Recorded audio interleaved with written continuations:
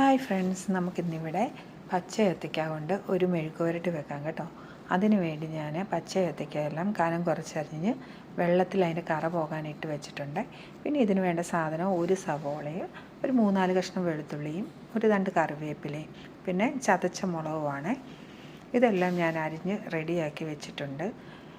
അതിനുശേഷം നമ്മൾ പാനിലേക്ക് എണ്ണ ഒഴിച്ച് കടുക് പൊട്ടിച്ച് ആദ്യം ഈ വെളുത്തുള്ളിയും കറിവേപ്പിലയും കൂടെ ഇട്ട് ഒന്ന് നിറമൊക്കെ മാറി വരുമ്പോൾ നമ്മൾ അരിഞ്ഞു വെച്ചിരിക്കുന്ന സവോളയും കൂടെ ഇട്ടൊന്ന് വഴറ്റി കൊടുക്കണമേ. ഇതിനിടയ്ക്ക് തന്നെ ഞാൻ ആ കായെല്ലാം കഴുകി വാരി വെള്ളം പോകാൻ പാകത്തിന് നമ്മൾ ഒന്ന് എടുത്ത് മാറ്റി വെച്ചിട്ടുണ്ട്. 2-3 പ്രാവശ്യം കഴുകണം കേട്ടോ കായ. പിന്നെ ഈ കായ ഉണ്ടല്ലോ, കുറച്ച് വെള്ളം ഒഴിച്ച് നമ്മളൊന്ന് മൂടി വെച്ച് വേവിക്കണം. അതിൻ്റെ അകത്തോട്ട് ഞാൻ ആവശ്യത്തിന് ഉപ്പും ഒരു 1/4 ടീസ്പൂൺ നമ്മുടെ മഞ്ഞൾപ്പൊടി ഇട്ട് കൊടുക്കുന്നുണ്ട്.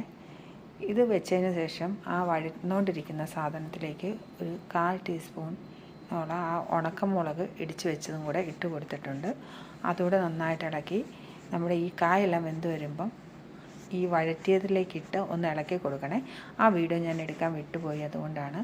അത് കഴിഞ്ഞ് കുറച്ച് ഒരു 1/4 ടീസ്പൂൺ കുരുമുളക് പൊടിയും കൂടി ഇട്ട് എല്ലാം നന്നായിട്ട് ഇളക്കി എടുത്തു കഴിയുമ്പോൾ